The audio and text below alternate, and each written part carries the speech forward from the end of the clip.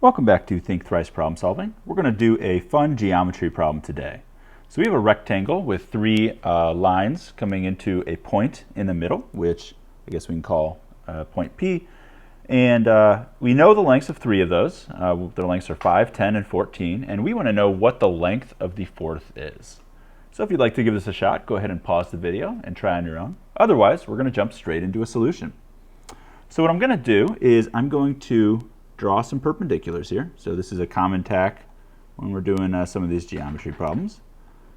And I'm coming in through here, and I'm going to label these guys. So we have A, B, C, and D.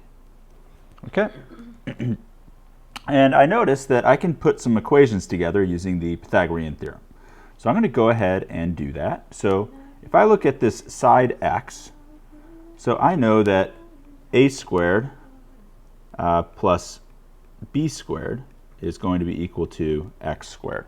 If I look down at this side 5, so I have this 5 down here, and that's going to be composed of d squared plus a squared is equal to 25. So looking at this guy right here.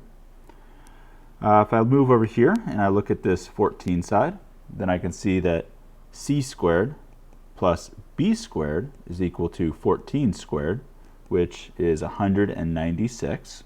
And then looking at my final side, I can look at this 10, and I see that his two sides are going to be c squared plus d squared equal to 10 squared, which is 100.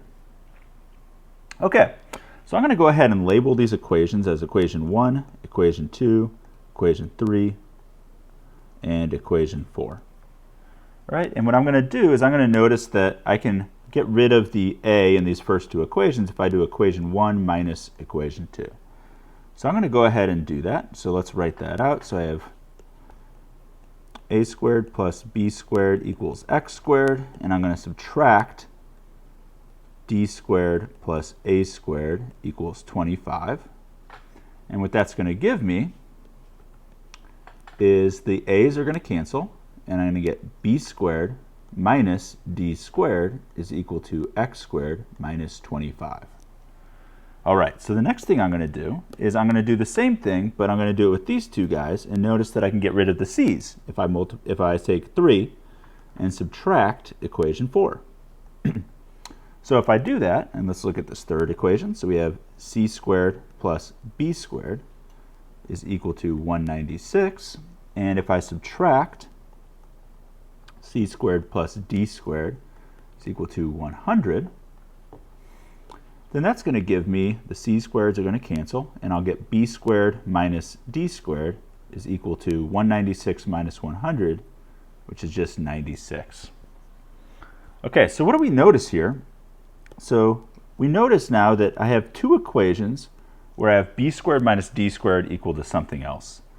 So I'm going to take those two equations down here, and we can now see that x squared minus 25 is equal to b squared minus d squared, which is equal to 96. So that means x squared is going to be equal to 96 plus 25. So I'm just moving the 25 over, which is 121, and boom, out pops our answer. So we know that this length has to be positive, so that's going to tell us that x must be the square root of 121. So x is equal to 11. All right, and our solution then is going to be that x is equal to 11 up here. I hope you enjoyed working through this problem with me today. If you got the right answer, congratulations. If you have your own problem you'd like to submit, please email it, and you might see it in a future video. Do problems often, and when you do, think once, think twice, and if you really get stuck, think thrice. Thanks.